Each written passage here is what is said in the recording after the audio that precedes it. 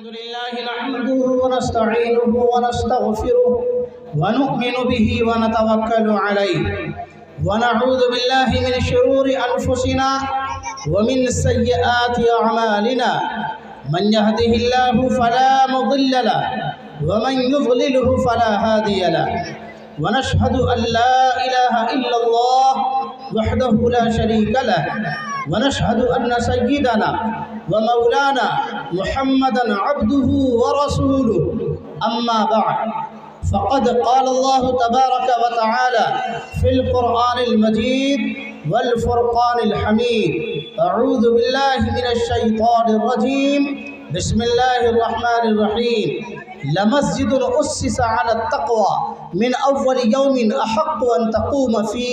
فيه رجال يحبون أن يتطهروا والله يحب المطهرين صدق الله العظيم قال النبي صلى الله عليه وسلم من بنى لله مسجدا بنى الله له بيتا في الجنة أو كما قال عليه الصلاة والسلام مسلمانوں اٹھو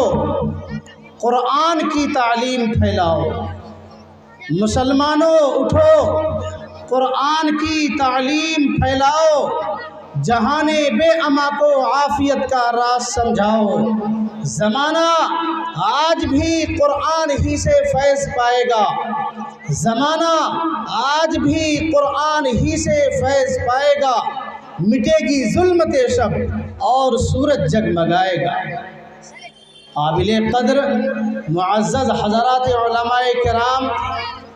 شعراء عظام حفاظ کرام باوقار سامعین پردہ نشین باعفت ہماری مائیں اور بہنیں عزیز طلباء اللہ رب العزت نے ہم سب کو آج کی اس نورانی گھڑی میں مل بیٹھنے اور دین مستقیم کی نسبت پر کچھ کہنے اور سننے کی توفیق بخشی اللہ تعالی ہم سب کی حاضری کو قبول فرمائے ہم سب کے لیے دنیا کے اندر بھلائی کا اور آخرت میں نجات کا ذریعہ بنا دے آمین میرے بھائیوں بزرگوں ہم سب کے لیے بڑی سعادت مندی کی بات ہے خوش نصیبی کی بات ہے کہ ہمارے درمیان امارت شرعیہ پھلواری شریف پٹنہ سے حضرت امیر شریعت حضرت مولانا سید احمد ولی فیصل نعمانی دامت برکاتہم امیر شریعت امارت شرعیہ بہار اڑیسہ جھارکھنڈ بنگال کے معزز مہمان تشریف لائے محترم مہمان ہمارے درمیان تشریف لائے اور آپ کے دست مبارک سے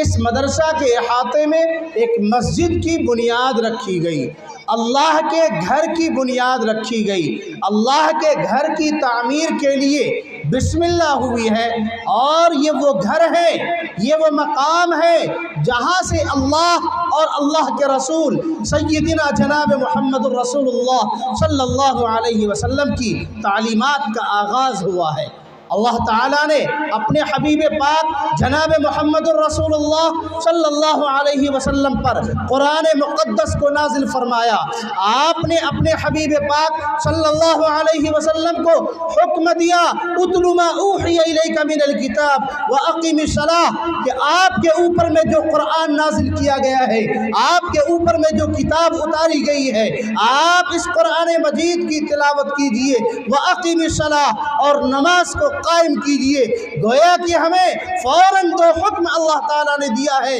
قرآن پاک کی تلاوت کا حکم اللہ تعالیٰ نے دیا اور قرآن پاک کی تلاوت کے بعد قرآن پاک کی تلاوت کے حکم کے بعد فوراً بلا تاخیر اللہ تعالیٰ نے حکم دیا ہے وَأَقِمِ الصَّلَاةَ نماز پڑھیے ہم سب کی سعادت مندی ہے خوش نصیبی ہے کہ سونا پور کمل دہا کی اس سرزمین میں یہ مدرسہ ہے جہاں اللہ اور اللہ کے رسول کی تعلیم تعلیمات کا سلسلہ جاری ہے۔ بچوں کو قرآن مجید کی تعلیم دی جاتی ہے، احادیث مبارکہ کی تعلیم دی جاتی ہے، اللہ کا نام سکھلایا جاتا ہے، اللہ کے احکامات سکھلائے جاتے ہیں، دین مستقیم کی تعلیمات دی جاتی ہے۔ اور اللہ تعالیٰ نے جو دین ہمیں نصیب فرمایا ہے، جو عالمی دین ہے، جو آفاقی دین ہے، ساری دنیا کے ایک ایک فرد کے لیے یہ دین ہے، انسانیت کا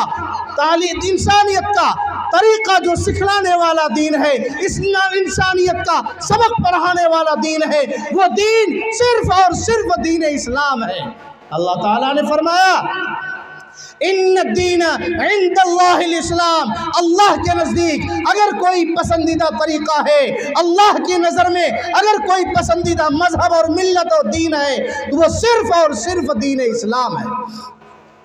وَمَن يَبْتَغِ غَيْرَ الْإِسْلَامِ دِينًا فَلَن يُقْبَلَ مِنْهُ، اگر کوئی دین اسلام کو چھوڑ کر کے کسی اور مذہب میں جاتا ہے، کسی اور مذہب میں آستہ اور عقیدہ رکھتا ہے، کسی اور مذہب کو وہ آفاقی مذہب سمجھتا ہے، ہمیشہ کی کامیابی کا مذہب سمجھتا ہے، تو یہ اس کی غلط فہمی ہے، بھول ہے۔ اسے یاد کرنا چاہیے اللہ کے اس طریقے کو، اللہ کے اس حکم کو جو سرور کائنات جناب محمد رسول اللہ صلی اللہ علیہ وسلم کو دیا گیا ہے۔ سب سے پہلا سبق اللہ تعالیٰ نے جو پڑھایا اپنے نبی پاک صلی اللہ علیہ وسلم کو، وہ سبق ہے اقرأ بسم ربک الذی خلق، پڑھیے اس رب کے نام سے جس نے آپ کو پیدا کیا ہے۔ تو اس مدرسے کے اندر قرآن پاک کی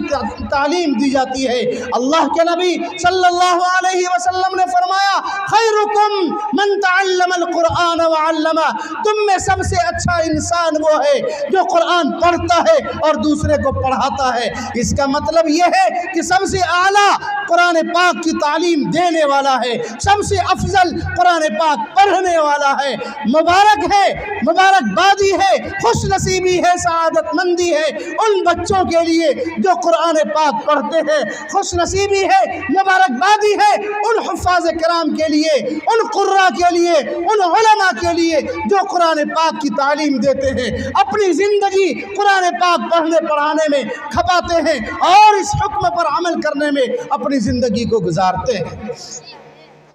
یہ مدرسہ ہے جہاں تعلیم دی جاتی ہے۔ اور اللہ کے نبی جناب محمد رسول اللہ صلی اللہ علیہ وسلم کے اس حکم کا ترجمہ، اس حکم کی تفسیر، اس کا مطلب علامہ اقبال نے ہمیں نہایت ہی نرالے انداز میں سمجھایا ہے۔ میری زندگی کا مقصد میرے دی کی سرفرازی، میری زندگی کا مقصد میرے دی کی سرفرازی، میں اسی لیے مسلمان، میں اسی لیے نمازی۔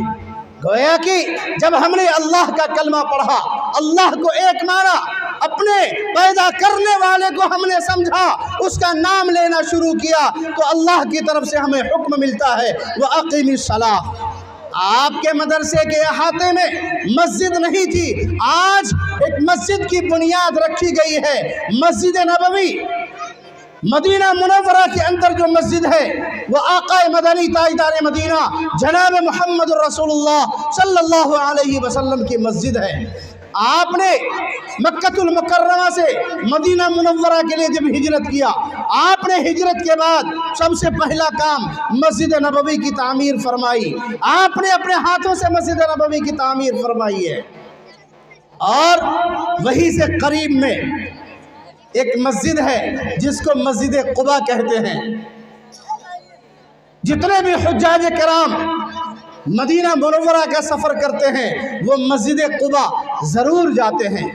مکہ المکرمہ سے سفر کرتے ہوئے مدینہ منورہ جاتے ہوئے، اب تو ترقی کا زمانہ ہے، روڈ بن گیا ہے اور ترقی کرتے کرتے اب تو میٹرو ہے، بہت ہائی سپیڈ ٹرین چلتی ہے، لیکن وہ پیدل کا جب زمانہ تھا تو راستے میں قباء آتا تھا، قباء ہوتے ہوئے گزرتے تھے، تو آپ نے قباء میں قیام فرمایا تھا۔ قباء والوں کی تعریف اللہ تعالیٰ نے قرآن مجید کے اندر کی ہے۔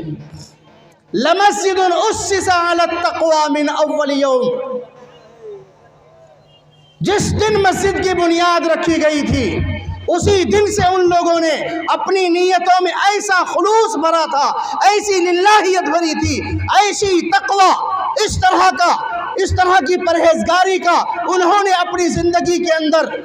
अहद व मुआहदा किया था, ऐसा पैमान किया था अल्लाह ताला से कि ए अल्लाह, इस घर की तामीर सिर्फ़ और सिर्फ तेरे लिए हो रही है, हमारी जान लग रही है सिर्फ तेरे लिए, हमारा माल लग रहा है सिर्फ तेरे लिए, हमारा वक्त लग रहा है सिर्फ तेरे लिए। इसी को अल्लाह ताला ने दूसरी जगह हमें समझाया है, इन्ना सलाती व नुसुकी व महयाया व ममाती लिल्लाहि रब्बिल आलमीन। हमारी नमाजें भी अल्लाह के लिए है, हमारी इबादतें भी अल्लाह के लिए है, हमारी कुर्बानियाँ भी अल्लाह के लिए है, हमारी ज़िंदगी भी अल्लाह के लिए है, हमारी मौत भी अल्लाह के लिए है। गोया कि हमारा सब कुछ अल्लाह के लिए है, हम हैं अल्लाह के लिए, हमारी ज़िंदगी अल्लाह के लिए, हमारा बोलना अल्लाह के लिए, हमारी इबादत अल्लाह के लिए, हमारी नेकियां अल्लाह के लिए, हमारी खिदमत अल्लाह के लिए, सब कुछ हम सिर्फ़ और सिर्फ अल्लाह के लिए करें। क़ुबा वालों ने अल्लाह ताला के नाम के लिए, अल्लाह ताला की रज़ा के लिए, अल्लाह ताला की इबादत के लिए जो मस्जिद की बुनियाद रखी थी, जो मस्जिद की तामीर की थी, उसका ज़िक्र अल्लाह ने किया। लमस्जिदुन उस्सिसा अला तक़वा, ये वो मस्जिद है जिस मस्जिद की बुनियाद तक़वा पर रखी गई है, अल्लाह के डर पर रखी गई है, परहेजगारी पर रखी गई है, लिल्लाहियत पर रखी गई है, खुलूस की बुनियाद पर रखी गई है। अहक्कु अन तक़ूम फ़ीह, आपके लिए मुनासिब है, आपके लिए बेहतर है, आपके लिए अच्छा है कि आप उस मस्जिद के अंदर क़याम फरमाएं, आप उस मस्जिद में ठहरें, आप उस मस्जिद में नमाज पढ़ें, आप उस मस्जिद में इबादत करें। आगे जो तारीफ़ अल्लाह ताला ने बयान की, मैं आपको वो सुनाना चाहता हूँ। फ़ीहि रिजालुन युहिब्बूना अन यततहहरू वल्लाहु युहिब्बुल मुत्तहिरीन। उस मकाम के अंदर, उस जगह के अंदर, उस बस्ती के अंदर, उस मोहल्ले के अंदर, उस समाज के अंदर ऐसे लोग हैं जो बहुत ज़्यादा पाकी को पसंद करते हैं, जो बहुत ज़्यादा पाको साफ रहते हैं, पाकी पसंद करते हैं, सफाई पसंद करते हैं, नज़ाफ़त को पसंद करते हैं, तहारत को पसंद करते हैं। वल्लाहु युहिब्बुल मुत्तहिरीन, और अल्लाह ताला उसके बाद अपना नतीजा, अपना रिजल्ट अल्लाह ताला सुना रहा है और ये कह रहा है वल्लाहु युहिब्बुल मुत्तहिरीन, अल्लाह ताला बहुत ज़्यादा पाकी हासिल करने वाले को पसंद करता है।